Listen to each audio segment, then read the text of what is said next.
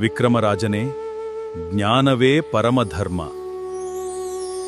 ಧರ್ಮದ ಹಾದಿಯಲ್ಲಿ ನಡೆ. ಸತ್ಯವೇ ನಿನಗೆ ಯಾವಾಗಲೂ ದಾರಿದೀಪ. ನಮ್ಮ ದಶರಥರಾಮ ಸತ್ಯಯುಗ ತಂಡದ ಎಲ್ಲ ಸದಸ್ಯರಿಗೂ, ದಶರಥರಾಮ ಯೂಟ್ಯೂಬ್ ಚಾನಲ್ ವೀಕ್ಷಕರಿಗೂ ಸ್ವಾಗತ. ವೀಕ್ಷಕರೇ, ರಾಜಗುರುಗಳ ಮಾರ್ಗದರ್ಶನದಂತೆ ನಡೆಯುತ್ತಿರುವ ಕೆಲವರಿಗೆ ಆಗಿರುವ ಅದ್ಭುತವೆಂದೆನಿಸುವಂತಹ ದೃಶ್ಯದ ಕುರಿತು ಗುರುಗಳು ಉತ್ತರಿಸಿರುವ 2 ಆಡಿಯೋ ತುಣುಕುಗಳನ್ನು ನಮ್ಮ ವಿಡಿಯೋ ಕೊನೆಯಲ್ಲಿ ಪ್ರಸ್ತುತಗೊಳಿಸುತ್ತಿದ್ದೇವೆ. ವೀಕ್ಷಕರೇ, ದಯಮಾಡಿ ವೀಕ್ಷಿಸಿ. ಇಂದು ಪ್ರಪಂಚದಲ್ಲಿ ಆಗುತ್ತಿರುವ ಘಟನೆಗಳ ಕುರಿತು ಮುಂದೆ ಆಗುವ ವಿಷಯಗಳನ್ನು ತಿಳಿಸಲು ರಾಜಗುರುಗಳು ಕರೆಯಲ್ಲಿದ್ದಾರೆ. ತಿಳಿದುಕೊಳ್ಳೋಣ ಬನ್ನಿ ವೀಕ್ಷಕರೇ. ನಮಸ್ತೆ ಗುರುಜಿ. ನಮಸ್ತೆ. ಹಂಗೆ ಕೆಲವು ವಿಷಯಗಳು ಇದ್ದು ಅದನ್ನ ಹಂಚ್ಕೊಳ್ಳೋಣ ಅಂತ ಫೋನ್ ಮಾಡಿದೆ. ಹಂಗೆ ಮೊದಲು ಒಂದು ಶ್ಲೋಕ. ಶ್ರದ್ಧಂ ಮೇಧಂ ಯಶಃ ಪ್ರಜ್ಞಂ ವಿದ್ಯಂ ಬುದ್ಧಿಂ ಶ್ರಿಯ ಬಲಂ ಆಯುಷ್ಯಂ ತೇಜ ಆರೋಗ್ಯ ದೇಹಿಮೆ ಅವ್ಯವಹಾನ.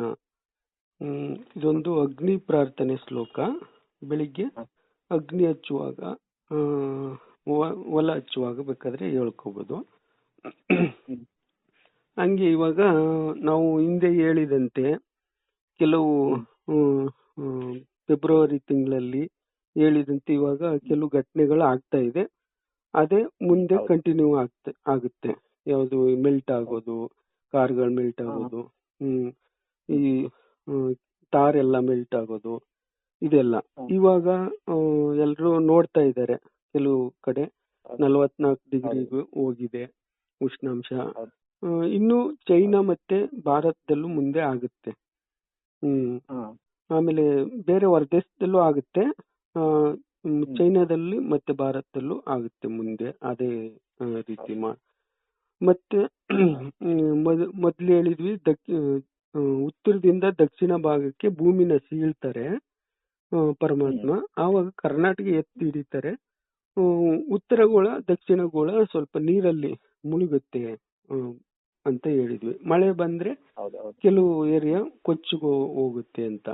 ಈಗ ಉತ್ತರ ಭಾರತದಲ್ಲಿ ಕೆಲವು ಇಲ್ಲಿ ಮಳೆ ಇಲ್ಲ, ಅಲ್ಲಿ ಕೆಲವು ಪ್ರವಾಹ ಸ್ಥಿತಿ ಎದುರಿಸ್ತಾ ಇದ್ದಾರೆ. ಕೆಲವು ಹಾಗೆ ಗುಡ್ಡೆ ಕುಸಿತ ಆಗ್ತಾ ಇದೆ.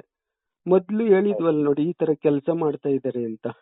ಸಮುದ್ರ ಒಳಗಡೆ ಚೈನಾ ಮತ್ತೆ ನಮ್ಮ ಭಾರತಕ್ಕೆ ಒಂದು ಲಿಂಕ್ ಕೊಟ್ಟಿದ್ದಾರೆ. ಚೈನ್ ಎಳೆದಾಗ ಇವೆಲ್ಲ ಆಗುತ್ತೆ ಅಂತ. ಅದು ಕಂಟಿನ್ಯೂ ಆಗುತ್ತೆ. ಇದು ಟ್ರಯಲ್ ಅಂತ ಹೇಳಿದ್ವಿ ಅವಾಗ ಒಂದು 7-8 ತಿಂಗಳ ಹಿಂದೆ. ಇವಾಗ ನಡೀತಾ ಇರೋದು ಟ್ರಯಲ್. ಮುಂದೆ ಅದೇ ಜಾಸ್ತಿ ಆಗುತ್ತೆ ಅಂತ ಹೇಳಿದ್ವಿ. ಅದು ಕಂಟಿನ್ಯೂ ಆಯ್ತಾ ಇದೆ. ಆಮೇಲೆ ಇವಾಗ ಏನಾಗಿದೆ ಅಂದ್ರೆ, ನಮ್ಮ ಈ ಕಲ್ಕಿ ಪರಮಾತ್ಮ ಅವರು ಬೆಂಗಳೂರಲ್ಲೇ ಇದ್ದಾರೆ. ಬೆಂಗಳೂರಲ್ಲಿ ಬನಶಂಕರಮ್ಮ ದೇವಸ್ಥಾನ ಇದೆಯಲ್ವಾ ಇಲ್ಲಿ ಬೆಂಗಳೂರಲ್ಲಿ. ಅಲ್ಲಿ ಹಿಂದ್ಗಡೆ ಜಾಗ ಇದೆ. ಎಲ್ರು ಪೂಜೆಗೆ ನಿಂಬೆ ಹಣ್ಣನ್ನ ಇದನ್ನ ಸಿಪ್ಪೆ ಇದನ್ನೆಲ್ಲ ರಸ ತೆಗೆದು ಪೂಜೆಗೆ ವ್ಯವಸ್ಥೆಗೋಸ್ಕರ ಬಿಟ್ಟಿದ್ದಾರೆ. ಅಲ್ಲಿ ಉತ್ತರ ಭಾಗದಿಂದ ದಕ್ಷಿಣ ಭಾಗಕ್ಕೆ ತುಂಬಾ ಖುಷಿಯಿಂದ ಕತ್ತಿನೂ ಇತ್ತು ನಡಿನಲ್ಲಿ. ಒಳ್ಳೆ ಡ್ರೆಸ್ ಹಾಕೊಂಡು ತುಂಬಾ ಒಂದು ಪ್ರಕಾಶತೆಯಿಂದ ತುಂಬಾ ನಗೆ ಅಂದ್ರೆ ನಾವು ಎಷ್ಟೇ ದೂರದಲ್ಲಿದ್ರು ಕಾಣುತ್ತೆ ಅವ್ರ ಪ್ರಕಾಶತೆ, ಅವ್ರ ನಗು ಅಂತದ್ದು. ಆ ತರ ಖುಷಿಯಿಂದ ಬರ್ತಾ ಇದ್ರು. ಆದ್ರೆ ಭಕ್ತರಿಗೆ ಏನೋ ತುಂಬಾ ಒಳ್ಳೆ ಸಂದೇಶ ಕೊಡ್ತಾ ಇದ್ದಾರೆ. ಧ್ಯಾನ ಸ್ಮರಣೆ ಇವೆಲ್ಲ ಹೇಳ್ಕೊಂಡ್ ಬರ್ತಾ ಇದೀವಿ ಅಲ್ವಾ, ಅದನ್ನ ಅಳವಡಿಸ್ಕೊಂಡಿರೋರ್ಗೆ ಜಾಸ್ತಿ ಆಗಿರ್ಬೋದು. ಅವರಲ್ಲಿ ಅವ್ರಿಗೆ ಪ್ರೀತಿ ವಿಶ್ವಾಸ ಜಾಸ್ತಿ ಬಂದಿದೆ ನಮ್ಮ ಭಕ್ತರು ಇದಾರಲ್ವಾ ಅವರಲ್ಲಿ. ಹಂಗಾಗಿ ಒಬ್ರಿಗೊಬ್ರಿಗೆ ಕಾಂಟ್ಯಾಕ್ಟ್ ಕೊಡ್ತಾ ಅವರು ತುಂಬಾ ಖುಷಿಯಿಂದ ನನ್ನ ಭಕ್ತರನ್ನ ನಾನು ಕಾಪಾಡ್ಕೋತೀನಿ ಅನ್ನೋದನ್ನ ಒಂದು ವಿಜೃಂಭಿಸ್ತಾ ಇದ್ರು ನಗುನಲ್ಲಿ. ಯಾಕೆಂದ್ರೆ ನನ್ನ ಹತ್ರ ಬಂದು ನಾನು ಅಷ್ಟೊತ್ತವಲ್ಲಿ ಹೋಗಿ ನಿಂತಿದ್ದೀನಿ, ಬಂದು ವಾಪಸ್ ಹೋದ್ರು ಖುಷಿಯಿಂದ ತಿರುಗಿಕೊಂಡು. ಆ ಟರ್ನಿಂಗು ಮಕ್ಳು ಆಟ ಆಡ್ತಾರಲ್ಲ ಆ ತರ ಒಂದು ಅವರ ಆಕ್ಟಿವಿಟೀಸ್ ಆ ತರ ಇತ್ತು. ನೋಡಕ್ಕೆ ಚೆನ್ನಾಗಿತ್ತು ಆ ದೃಶ್ಯ. ಆ ತರ ಖುಷಿನೂ ಕೊಡ್ತಾರೆ ಭಕ್ತರಿಗೆ. ನಾವು ಹೆದರ್ಕೋಬಾರ್ದು, ಭಯ ಪಡಬಾರ್ದು. ನಾನು ಬರೀ ಧರ್ಮ ಸ್ಥಾಪನೆ ಮಾಡಿ ಎದುರಿಸೋದಲ್ಲ. ಆ ದುಷ್ಟರಿಗೆ ನಾನು ಯಾವತ್ತಿದ್ರು ಅವ್ರಿಗೆ ಅದೇ ತರ ಮಾಡ್ತೀನಿ, ಭಕ್ತರಿಗೆ ನಾನು ಈ ತರ ಇರ್ತೀನಿ ಅಂತ ಒಂದು ಯಾವತ್ತೂ ನೋಡಿಲ್ಲ ಆ ತರ ಸ್ಮೈಲ್ ಕೊಡ್ತಾ ಇದ್ರು. ಬನಶಂಕರಿ ಅಮ್ಮ ದೇವಸ್ಥಾನ ಭಾಗದಲ್ಲೇನೆ ಕಲ್ಕಿ ಪರಮಾತ್ಮವ್ರು ಅವರೇ ಅನ್ನೋದು ಸೂಚನೆ. ಹೌದು, ಅವರು ಯಾಕೆಂದ್ರೆ ನನಗೆ ಇಲ್ಲಿ ಇದ್ದೀನಿ ಅನ್ನೋದನ್ನ ನನಗೆ ಪ್ರೂವ್ ಮಾಡಿದ್ದಾರೆ. ಅದು 28ನೇ ತಾರೀಕು ಮೊನ್ನೆ. ಮೊನ್ನೆ 2 ದಿನ ಹಿಂದೆ. ಹೌದು ಹೌದು. ಆಮೇಲೆ ಇವಾಗ ನಾವು ಒಂದು ಓದ್ ವಿಡಿಯೋದಲ್ಲಿ ಹೇಳಿದ್ವಿ, ಸ್ವಾಮಿ ಅಮರ ಗುರುಗಳು ನಾನು ಮಾತಾಡಿದ್ವಿ. ಮಾತಾಡ್ಬಿಟ್ಟು ಅನೌನ್ಸ್ ಮಾಡ್ಬಿಡು ಅಂತ ಅವರು ಆರ್ಡರ್ ಕೊಟ್ರು ಅಮರ ಗುರುಗಳು. ನಾನು ಹೋಗಿ ಅಲ್ಲಿ ಅನೌನ್ಸ್ ಮಾಡಿದೆ, ಪೇಶಿಪ್ಪನಲ್ಲಿ ಕರ್ಕೊಂಡು ಹೋದ್ರು ಗಣಗಳು. ಅನೌನ್ಸ್ ಮಾಡಿ ಬಂದೆ ಅಂತ ಹೇಳಿದೆ. ಇವಾಗ ರಾಜರಾಜೇಶ್ವರಿ ತಾಯಿ, ನಮ್ಮ ಪಾರ್ವತಿ ರೂಪನೇ ರಾಜರಾಜೇಶ್ವರಿ ತಾಯಿ ಇದಾರಲ್ಲ, ಅವರು ಬಂದು ಏನ್ ಮಾಡ್ತಾ ಇದ್ದಾರೆ, ಭೂಮಿನ ಬಾಂಡ್ಲಿ ತರ ಅಲ್ಲಿ ನೀರಿದೆಯಲ್ವಾ, ನೀರ್ ತುಂಬಿದೆಯಲ್ವ ನಮ್ಮ ಭೂಮಿನಲ್ಲಿ, ಅದನ್ನ ಕಾಯಿಸ್ತಾ ಇದ್ದಾರೆ, ಒಲೆ ಹಚ್ಚಿ ಕಾಯಿಸ್ತಾ ಇದ್ದಾರೆ, ಅಂದ್ರೆ ಬಿಸಿ ಮಾಡ್ತಾ ಇದ್ದಾರೆ. ಇವಾಗ ಮುಂದೆ ಎಲ್ಲಾ ನೀರುನು ನಾವು ಕೈ ಹಾಕಿದ್ರೆ ಸುಡ್ಬೇಕು, ಆ ತರ ಒಂದು ಬಿಸಿ ಬರುತ್ತೆ. ಅದು ಅದನ್ನೆಲ್ಲ ನನಗೆ ಬಾಂಡ್ಲಿ ಇಟ್ಟು ಅದು ಒಳಗಡೆ ಕಾಯ್ತಾ ರೀತಿ ಒಲೆ ಮೇಲೆ, ಈ ತರ ನಾನು ದುಷ್ಟರಿಗೆ ಈ ತರ ಮಾಡ್ತೀನಿ. ನೀರಲ್ಲಿ ಅವರು ನೀರಲ್ಲೂ ಕೂಡ ಒಂದು ಯಾವುದು ಶರೀರನ ಅದಕ್ಕೆ ಇಟ್ಕೋಬಾರ್ದು, ಆ ರೀತಿ ಮಾಡ್ತೀನಿ ಅಂತ ಒಂದು ದೃಶ್ಯ ತೋರಿಸಿದ್ದಾರೆ ನನಗೆ ರಾಜರಾಜೇಶ್ವರಿ ತಾಯಿ ಅವ್ರ ರೂಪದಲ್ಲಿ. ಅದು ಎಷ್ಟು ಚೆನ್ನಾಗಿ ತೋರಿಸ್ತರು ಅಂದ್ರೆ, ಬೆಂಕಿ ಹಚ್ಚಿ ಅದು ಕಾಯ್ದು ಮಳ್ಳೆ ತರ, ಅವರು ಬಿಸಿಲು ಇರಬಾರದು, ನೀರು ಹುಡಿಕೋ ಬಂದ್ರೆ ನೀರಲ್ಲೂ ಅವ್ರಿಗೆ ಅದೇ ಅನುಭವ ಆಗ್ಬೇಕು, ಆ ರೀತಿ ಮಾಡ್ತೀನಿ ಅಂತ ನನಗೆ ಒಂದು ದೃಶ್ಯ ಮುಖಾಂತರ ತೋರಿಸಿದ್ದಾರೆ, ನೋಡಿದೀನಿ. ಅಂದ್ರೆ ಇದು ಒಳ್ಳೆ ಸೂಚನೆನಾ ಇಲ್ಲ ಅಂದ್ರೆ ಯಾವ ತರ ಗುರುಜಿ? ಅಂದ್ರೆ ದುಷ್ಟ ಗುಣಗಳು, ದುಷ್ಟತೆ ಯಾವುದು ಬಿಡದೇನೆ ನಾವು ಹಠ ಮಾಡಿ ನಂದೇ ದಾರಿ, ನನ್ನದೇ ಒಂದು ಪ್ರತಿಷ್ಠೆ ಅನ್ಕೊಂಡು ಮೆರ್ಕೊಂಡು ನಾಸ್ತಿಕತೆಯಿಂದ ಹೋಗ್ತಾರಲ್ಲ ಅವ್ರಿಗೆ, ಆ ವರ್ಗಕ್ಕೆ ಈ ತರ ಮಾಡ್ತೀನಿ ಅಂತ ಒಂದು ದೃಶ್ಯ ಸಮೇತ ತೋರಿಸಿದ್ದಾರೆ. ಒಬ್ಬೊಬ್ರು ಒಂದೊಂದು ಕೆಲಸ ಮಾಡ್ತಾರೆ ಬಂದು ಈ ಧರ್ಮ ಸಂಸ್ಥಾಪನೆ ಕೆಲಸದಲ್ಲಿ. ಇವಾಗ ಅವ್ರು ಬಂದು ಅವ್ರ ಕೆಲಸ ಮಾಡೋದನ್ನ ನನಗೆ ಮನವರಿಕೆ ಮಾಡಿದ್ದಾರೆ ಧ್ಯಾನದಲ್ಲಿ. ಅದೇ ನಾವು ಈಗ ಲಾಸ್ಟ್ ವಿಡಿಯೋದಲ್ಲಿ ಮಾತಾಡಿದಂಗೆ, ಮತ್ತೆ ಅದ್ರ ಹಿಂದೆ ನೀವು ಒಂದೊಂದು 3 ತಿಂಗಳ ಹಿಂದೆ ಕೊಟ್ಟಿದಂತ ಸೂಚನೆಗಳೆಲ್ಲ ಈಗ ಕಳೆದ ವಾರದಿಂದ ಅಂತೂ ತುಂಬಾ ಜೋರಾಗಿ ನಡೀತಿದೆ ಗುರುಜಿ.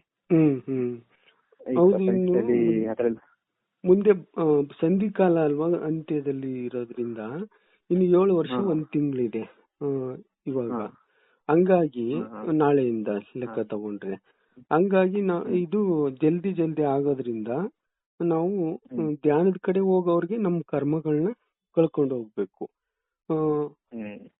ಧ್ಯಾನ ಮಾಡಿದ್ರೆ ಒಂದು ಅರ್ಧ ಗಂಟೆ ಧ್ಯಾನ ಮಾಡಿದ್ರೆ ಕೂತ್ಕೊಳ್ಳೋವರೆಗೆ ನಾವು ಸ್ಟಡಿ ಆಗಿ ಎಲ್ಲ 5 ನಿಮಿಷ 4 ನಿಮಿಷ 5 ನಿಮಿಷ ಹೋಗುತ್ತೆ.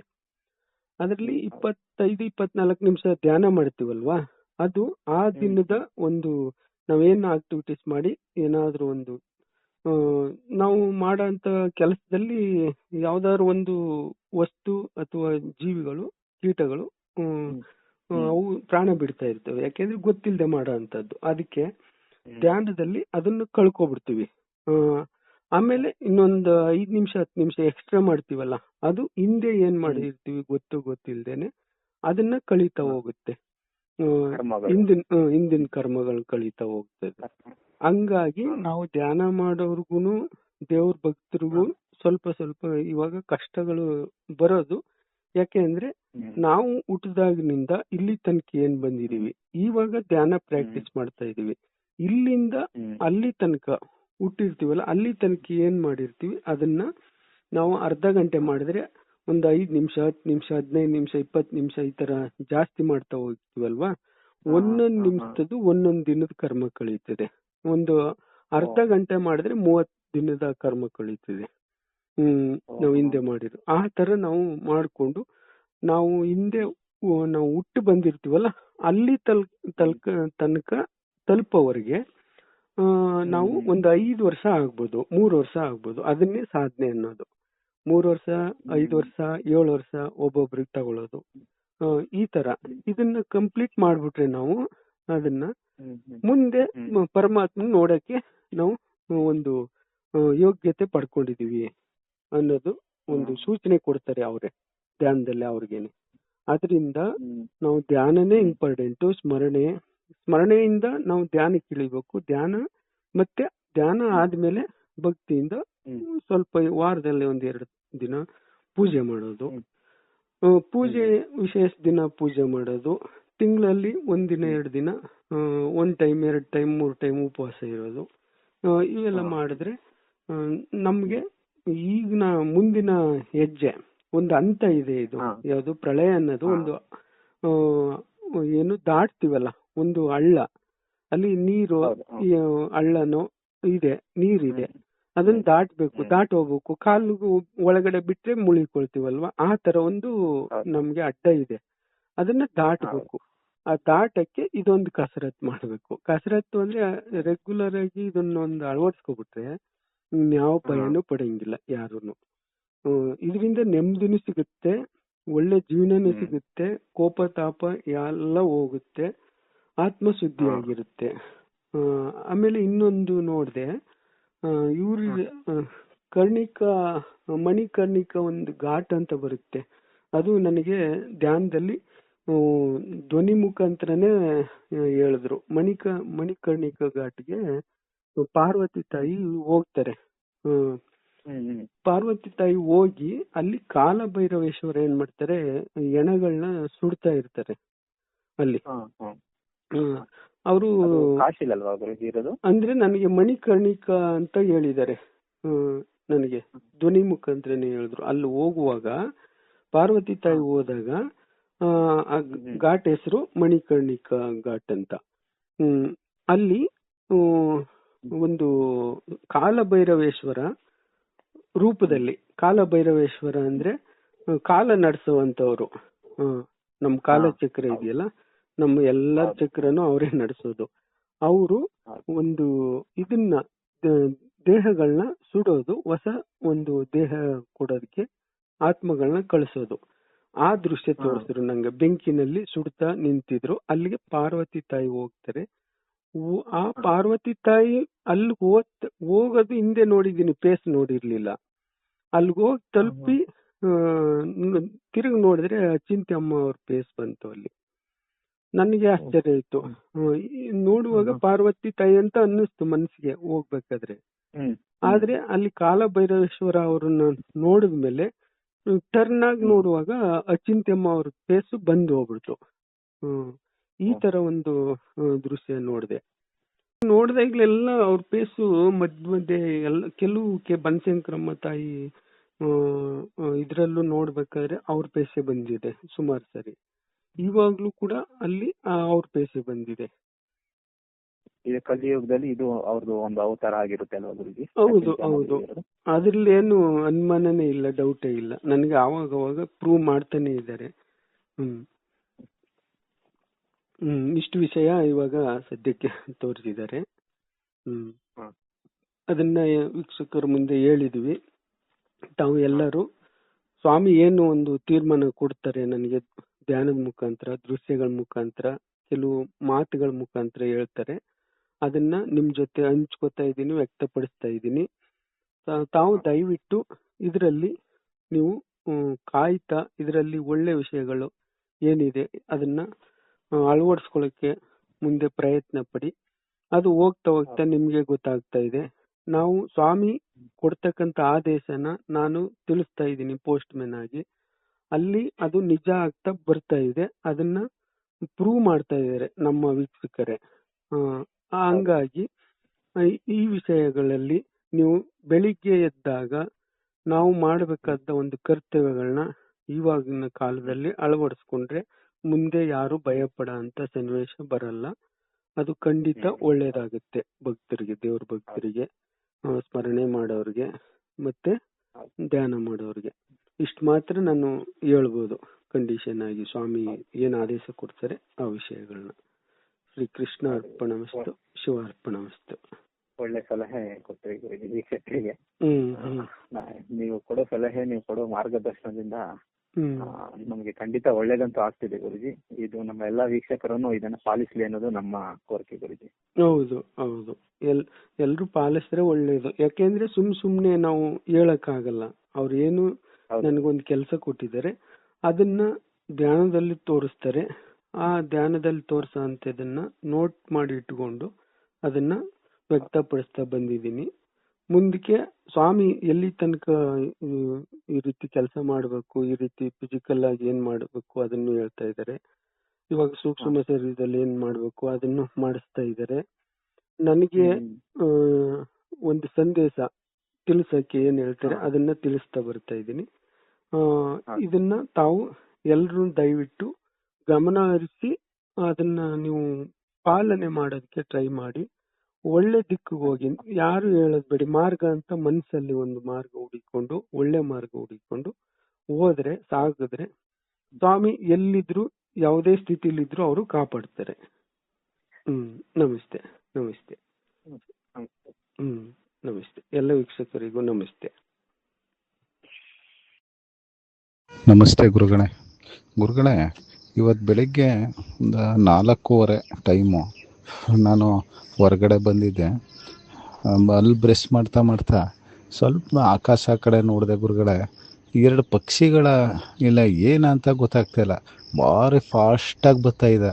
ಅದು ಕಲರು ಈ ಕಡೆ ಬಂಗಾರ ಕಲರು ಅಲ್ಲ, ಈ ಬೆಂಕಿ ಕಲರು ಅಲ್ಲ, ಆ ಥರ ಗುರುಗಳೇ 2 ಪಕ್ಷಿ ಥರ ಹೆಂಗೆ ಭಾರಿ ಸ್ಪೀಡಾಗಿ ಬರ್ತಾಯಿತ್ತು. ಅಂದ್ಕೊಂಡೆ, ಅದು ನೋಡಿದೆ ಗುರುಗಳೇ. ಏನಿರ್ಬೋದು ಅಂತ ನನಗೆ ಗೊತ್ತಾಗಲಿಲ್ಲ. ಇಲ್ಲ ಪಕ್ಷಿ ಆದರೆ ಆ ಕಲರ್ ಹೆಂಗೆ ಬರುತ್ತೆ ಗುರುಗಳೇ, ಚಿನ್ನ ಕಲರು ಮತ್ತು ಬೆಂಕಿ ಕಲರು, ಏನದು ಅಂತ ಗೊತ್ತಾಗ್ತಿಲ್ಲ ಗುರುಗಳೇ. ನಮಸ್ತೆ ಗುರುಜಿ, ನನ್ನ ಹೆಸರು ಚರಿತಾ ಅಂತ. ಧ್ಯಾನದಲ್ಲಿ ಕಾಣಿಸಿದ ದೃಶ್ಯದಲ್ಲಿ ದಿವ್ಯವಾದ ಜ್ಯೋತಿಗಳ ಕಂಡುವೆ. ಆ ಜ್ಯೋತಿಗಳು ದೇವರ ರೂಪಗಳಲ್ಲಿ ಇತ್ತು. ದೇವಿ ರೂಪ, ಬ್ರಹ್ಮದೇವರ ರೂಪ, ಷಣ್ಮುಖ ಸ್ವಾಮಿ 5 ಮುಖಗಳ ಜೊತೆಗೆ ಇರುವ ರೂಪ, ಆ ಥರ ವಿವಿಧವಾಗಿ ಸುಮಾರು ದಿವ್ಯ ಜ್ಯೋತಿಗಳು ಬಂಗಾರದ ಜ್ಯೋತಿಗಳಾಗಿ ಫಳಫಳ ಅಂತ ಹೊಳಿತಾ ಇದ್ವು. ಇದು ನನಗೆ ತುಂಬಾ ಆಶ್ಚರ್ಯವಾಗಿತ್ತು ನಿನ್ನೆ ಕಂಡು. ಏನಿದು ಅಂತ ನೀವು ಬೆಳಗ್ಗೆ ಮೆಸೇಜಲ್ಲಿ ಹೇಳಿದ್ದನ್ನ ಕೇಳಿಸ್ಕೊಂಡು ಬಹಳಷ್ಟು ಸಂತೋಷ ಆಯಿತು. ದೇವತೆಗಳೇ ನಿಮ್ಮ ಕೋರಿಕೆಗೆ ಉತ್ತರವಾಗಿ ಎಲ್ಲ ನಮ್ಮ ಭೂಮಿ ಕಡೆಗೆ ಬರ್ತಾ ಇದ್ದಾರೆ ಅಂತ. ಇದು ನಮಗೂ ತುಂಬಾ ಒಳ್ಳೆಯದು. ಯಾಕೆಂದ್ರೆ ನಾವು ಆಸ್ತಿಕರ ತುಂಬಾ ಜನನ್ನ ಕಾಪಾಡಿ ನಾವೆಲ್ಲ ಒಟ್ಟಿಗೆ ಒಂದು ಧರ್ಮ ಸ್ಥಾಪನೆ ಕೆಲಸವನ್ನ ಮಾಡಕ್ಕೆ ಇನ್ನೂ ಜಾಸ್ತಿ ಸಹಾಯ ಆಶೀರ್ವಾದ ಸಿಕ್ಕದಂಗೆ ಆಯಿತು. ಇದನ್ನ ಹಂಚ್ಕೋಬೇಕು ಅನ್ನಿಸ್ತು, ಅದಕ್ಕೆ ವಾಯ್ಸ್ ಮೆಸೇಜ್ ಮೂಲಕ ನಾನು ಹಂಚ್ಕೋತಾ ಇದ್ದೀನಿ. ಶಿವಾರ್ಪಣಮಸ್ತು. ನಮಸ್ತೆ. ನಮಸ್ತೆ ಮಹದೇಶ್ ಸರ್, ನೀವು ನೋಡಿರೋದು ನಿಜ. ಏನಂದರೆ ನಿನ್ನೆ ಅಮರ ಗುರುಗಳು ಭೇಟಿ ಮಾಡಿದೆ, ಅಸ್ಟ್ರೋ ಟ್ರಾವೆಲ್ ಹೋಗಿ. ಅವರು ನಾನು ಒಂದು ಕಡೆ ಕೂತ್ಕೊಂಡು ಮಾತಾಡಬೇಕಾದ್ರೆ ನೀವು ಬಂದಿದ್ದಾಗ ಸ್ಮೂತಾಗಿ ಕೆಲಸ ಮಾಡಿ ಬಂದ್ಬಿಟ್ರಿ. ಇವಾಗ ಕೆಲಸ ಮಾಡಬೇಕಾದ್ರೆ ತುಂಬ ಕಷ್ಟ ಆಗ್ತಾಯಿದೆ. ಅಧರ್ಮಿಗಳೇ ಜಾಸ್ತಿ ತೊಂದರೆ ಕೊಡ್ತಾ ಇದ್ದಾರೆ. ಅದನ್ನು ಮೀರಿ ಮಾಡಬೇಕಾಗಿದೆ. ಅಷ್ಟು ವಾತಾವರಣ ಇಲ್ಲಿ ಸ್ಪಂದಿಸ್ತಾ ಇಲ್ಲ, ಆ ಥರ ಮಾಡಿಬಿಟ್ಟಿದ್ದಾರೆ ಅಂತ ಅವ್ರಿಗೆ ಸ್ವಲ್ಪ ನಾನು ಆಧ್ಯಾತ್ಮದಲ್ಲಿ ಅಸ್ಟ್ರೋ ಟ್ರಾವೆಲ್ಲಿ ಕಂಡೀಷನ್ನಾಗಿ ಮಾತಾಡ್ತೀನಿ. ಇಲ್ಲಿ ನಮ್ಮ ದಶರಥ ತಂಡದ ನಮ್ಮ ಜನರ ಜೊತೆ ಮಾತಾಡ್ತೀನಲ್ಲ, ಆ ಥರ ಮಾತಾಡಲ್ಲ. ಅಲ್ಲಿ ನನ್ನದೇ ಬೇರೆ ಭಾಷೆ ಇರುತ್ತೆ, ಅಲ್ಲಿ ಕಂಡೀಷನಾಗಿ ಮಾತಾಡ್ತಾ ಇರ್ತೀನಿ. ಅದು ಹೇಳ್ಬಾರ್ದು, ಆವಾಗ ಅವರು ನನ್ನನ್ನು ಸಮಾಧಾನ ಮಾಡ್ತಾರೆ. ಮಾಡಿಬಿಟ್ಟು ಹೋಗಿ ಅನೌನ್ಸ್ ಮಾಡಿಬಿಡು ಎಲ್ಲರಿಗೂ ಅಂದಾಗ ಬ್ರಹ್ಮಾಂಡದ ತುದಿಗೆ ಹೋಗಿ ಅನೌನ್ಸ್ ಮಾಡಿ ಬಂದೆ. ಇವಾಗ ಧರ್ಮ ಸಂಸ್ಥಾಪನೆ ಕೆಲಸಕ್ಕೆ ಎಲ್ಲರೂ ಭೂಮಿ ಕಡೆ ಬರಬೇಕು. ಇವಾಗ ಜಲ್ದಿ ಆ ಕಾರ್ಯ ಆಗಬೇಕು.